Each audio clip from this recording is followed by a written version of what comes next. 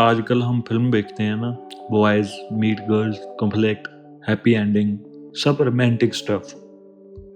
लेकिन ऐसी एक लव स्टोरी है जो रोमांटिक नहीं, it's literally life and death. एक लड़की ने अपने बॉयफ्रेंड को मौत से बचाया था। नहीं, ये कोई फैंटेसी नहीं है, ये रियल महाभारत की सबसे पावरफुल स्टोरी है। और सबसे क्रेजी बात, उसने मौत को भी अपनी इंटेलिजेंस से हरा दिया। यह है सावित्री और सत्यवान की कहानी। सावित्री जो एक परफेक्ट लड़की थी, बेहद खूबसूरत, देवताओं जैसी, बेहद शक्तिशाली, मीन्स फिजिकली और मेंटली, एथलेटिक और इंटेलिजेंट। उस समय की बात करें तो मोस्ट एजुकेटेड गर्ल थी। तब लड़कियों को इतनी एजुकेशन नहीं दी जाती थी ना। वो अपनी बुद्धि, अपनी समझ के लिए फेमस थी। साइकोलॉजिकल, स्ट्रॉन्ग, फिलोसफिकल और वाइज। उसका पिता किंग अश्वपति था। लेकिन एक प्रॉब्लम था, सावित्री को अपना हस्बैंड खुद चूज करना था। उस समय के बिल्कुल उल्ट बात थी ये। सो कोर्ट में अनाउंस किया गया, सावित्री किसी को भी चुन सकती है जो लड़का उसे पसंद आए। बहुत सारे प्रिंस आए, rich Prince, handsome, powerful, smart guys. लेकिन हर एक को सावित्री ने रिजेक्ट कर दिया। क्यों? क्योंकि उसे ईगो, एरोगेंट, ऐसी चीजें दिख रही थी उन लोगों में। ऐसा वो चाहती थी कि कोई जेन्युइनली गुड हो, हम्बल हो, इंटेलिजेंट हो। तो ऐसे ही सावित्री एक दिन जंगल में घूम रही थी, मेडिटेशन के लिए गई हुई थी बेसिकली, और उसे सत्यवान मिल गया। सत्यवान का फादर राजा देवमत सेना पहले किंग था शालवा राज्य का, लेकिन एक समय उसका राज्य किसी ने छीन लिया। अब फादर अंधा हो गया था पेन से। पूरा रॉयल फैमिली सिंपल लाइफ जी रही थी जंगल के किनारे। सत्यवान खुद जंगल में रहता था, लकड़ियां काट कर बेचता था, अपने माता पिता की देखभाल करता था, हमेशा खुश रहता था। उसके पास कुछ भी नहीं था, मनी नहीं, स्टेटस नहीं, पावर नहीं, और फ्यूचर तब तो ऐसा ही लगता था, कोई फ्यूचर नहीं था। सावित्री जंगल में सत्यवान को देखती है, सिंपल क्लोथ, सत्यवान के वर्क से थका हुआ था काम की वजह से, लेकिन एक अलग ही ग्लो था उसके चेहरे पर। आंखों में काइंडनेस थी, उसके एक्शन में एक ऑनेस्टी थी। सत्यवान ने कहा, तुम कौन हो, जहाँ के लिए आई हो? सावित्री ने बोला, मैं सावित्री हूँ और मैं तुम्हें ढूंढ रही थी। सत्यवान थोड़ा कंफ्यूज होता है और बोलता है कि मुझे, लेकिन तुम मुझको जानती भी हो? सावित्री, नहीं, लेकिन मैं जानती हूँ कि मैं क्या चाहती हूँ, और ये तुम हो। सत्यवान वाकई ऑनेस्ट था, और यही सबसे ब्यूटीफुल पार्ट था। सत्यवान ने कहा, सावित्री तुम प्रिंसेस हो, मैं क्या दे सकता हूँ तुम्हें? मेरे पास कोई राज्य नहीं, मेरे पास कोई दौलत नहीं, मेरे पास कोई सिक्योर फ्यूचर नहीं, मेरा फादर अंधा है और मेरी मदर भी सफरिंग है। मैं तुम्हें खुशी नहीं दे पाऊंगा, तुम्हें किसी और को चूज करना चाहिए।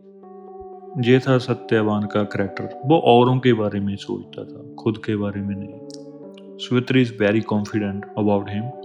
वो बोली, तुम गलत हो, तुम जो दे सकते हो वो कोई राज्य नहीं। तुम मुझे एक ऑनेस्ट पार्टनर दे सकते हो, तुम एक अच्छा जीवन साथी बन सकती हो, तुम मुझे एक पर्सन दे सकते हो जो सच में अच्छा हो। बाकी सब कुछ टेम्परेरी है, लेकिन ये सब परमानेंट है।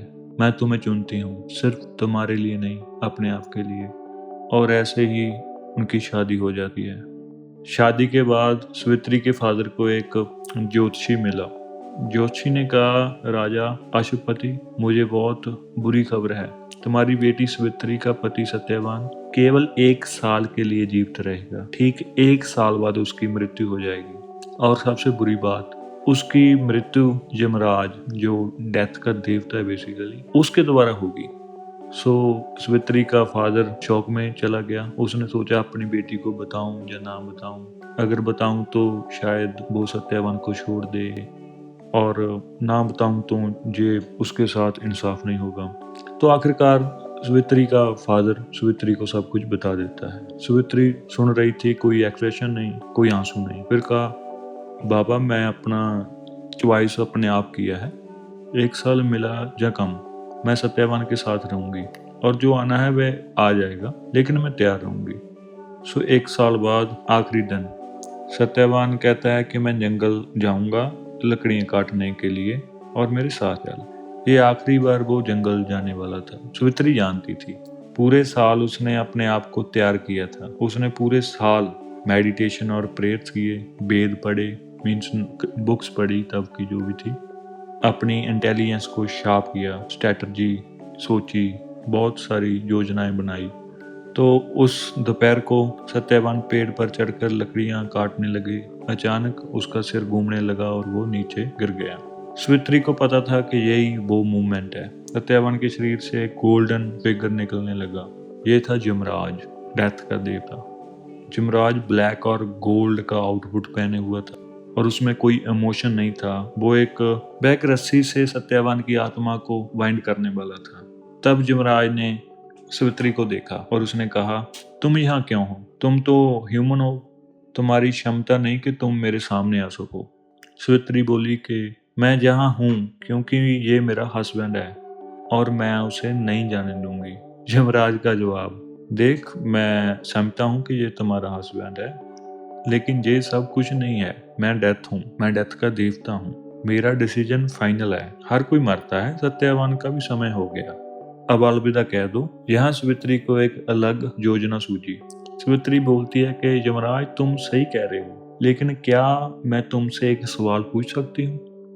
यमराज थोड़ा कंफ्यूज हुआ और बोला कि तुम कैसी लड़की हो, सब मेरे सामने रोते हैं, चिल्लाते हैं, लेकिन तुम एक सवाल पूछ रही हो? पूछो, मुझे तेरी ये बहादुरी पसंद आई। सावित्री ने फर्स्ट क्वेश्चन किया यमराज को, यमराज तुम डेथ के देवता हो, मेरा सवाल है कि क्या तुम सब जानते हो? क्या तुम्हारा ज्ञान अनलिमिटेड है?